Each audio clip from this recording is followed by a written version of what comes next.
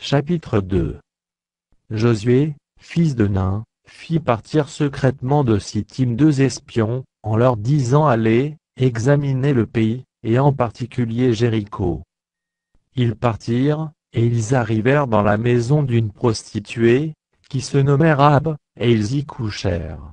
On dit au roi de Jéricho voici, des hommes d'entre les enfants d'Israël sont arrivés ici, cette nuit, pour explorer le pays. Le roi de Jéricho envoya dire à Rahab, fais sortir les hommes qui sont venus chez toi, qui sont entrés dans ta maison, car c'est pour explorer tout le pays qu'ils sont venus. La femme prit les 2 hommes, et les cacha, et elle dit il est vrai que ces hommes sont arrivés chez moi, mais je ne savais pas d'où ils étaient. Et, comme la porte a dû se fermer de nuit, ces hommes sont sortis, j'ignore où ils sont allés, hâtez-vous de les poursuivre et vous les atteindrez.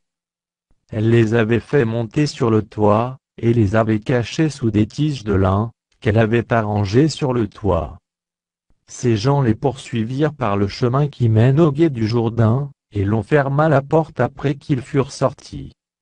Avant que les espions se couchassent, Rahab monta vers eux sur le toit.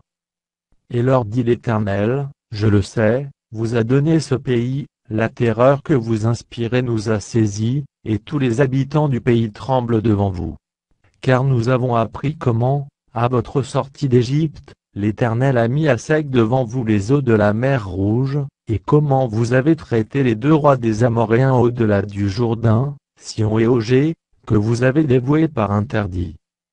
Nous l'avons appris, et nous avons perdu courage, et tous nos esprits sont abattus à votre aspect, car c'est l'Éternel, votre Dieu, qui est Dieu en haut dans les cieux et en bas sur la terre. Et maintenant, je vous prie, jurez-moi par l'Éternel que vous aurez pour la maison de mon Père, la même bonté que j'ai eue pour vous. Donnez-moi l'assurance que vous laisserez vivre mon père, ma mère, mes frères, mes sœurs, et tous ceux qui leur appartiennent, et que vous nous sauverez de la mort. Ces hommes lui répondirent nous sommes prêts à mourir pour vous, si vous ne divulguez pas ce qui nous concerne, et quand l'Éternel nous donnera le pays, nous agirons envers toi avec bonté et fidélité. Elle les fit descendre avec une corde par la fenêtre, car la maison qu'elle habitait, était sur la muraille de la ville. Elle leur dit allez du côté de la montagne, de peur que ceux qui vous poursuivent ne vous rencontrent, cachez-vous là pendant 3 jours, jusqu'à ce qu'ils soient de retour, après cela, vous suivrez votre chemin. Ces hommes lui dirent voici de quelle manière, nous serons quittes du serment que tu nous as fait faire. À notre entrée dans le pays, attache ce cordon de fil cramoisi à la fenêtre par laquelle tu nous fais descendre, et recueille auprès de toi dans la maison ton père, ta mère, tes frères, et toute la famille de ton père. Si quelqu'un d'eux sort de la porte de ta maison pour aller dehors, son sang retombera sur sa tête, et nous en serons innocents, mais si on met la main sur l'un quelconque de ceux qui seront avec toi dans la maison, son sang retombera sur notre tête. Et si tu divulgues ce qui nous concerne, nous serons quittes du serment que tu nous as fait faire. Elle répondit qu'il en soit selon vos paroles. Elle prit ainsi congé d'eux, et ils s'en allèrent.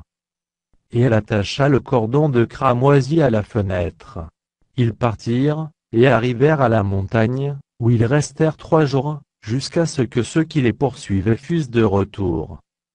Ceux qui les poursuivaient les cherchèrent par tout le chemin, mais ils ne les trouvèrent pas.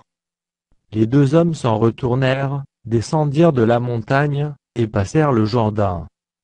Ils vinrent auprès de Josué, fils de Nun, et lui racontèrent tout ce qui leur était arrivé.